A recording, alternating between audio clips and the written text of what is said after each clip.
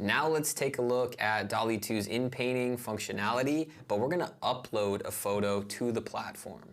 So what I'm gonna do is I'm on the home page here and I'm gonna click upload an image. I'm gonna navigate to the photo I wanna start with that I made in Midjourney. I'm gonna click upload. I'm gonna skip cropping because I wanna use the whole photo. I'm gonna hit the green check mark to place the image where I want on the canvas. And you can drag this square generation frame box around the part of the image that you want to affect and change. So let's go ahead and drag it so that this part of the image is inside the box, and I'm gonna hit E for the eraser tool. I'm gonna change the size so that my eraser is a little bit smaller. I'm gonna highlight this area, and because let's say I want more plants in the photo, I'm gonna type in palm trees. I'm gonna hit enter, and then it's gonna generate this new frame for only what I highlighted.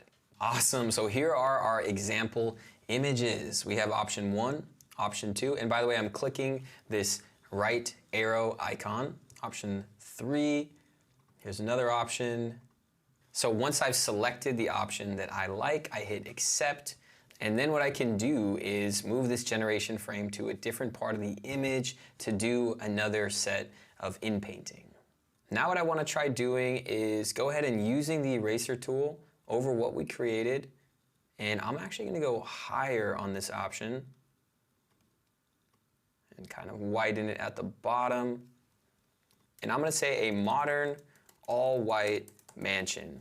And here's our different options. Option 1, option 2, it did a really good job of keeping the same style of our base image and extending it, which is exactly what I was wanting it to do in this specific example. So I really like that. I'm gonna hit accept, and let's say we're done generating and changing this image. We can go up to the top right and download our final update. Here's the image that we started out with, and here's the update that we created.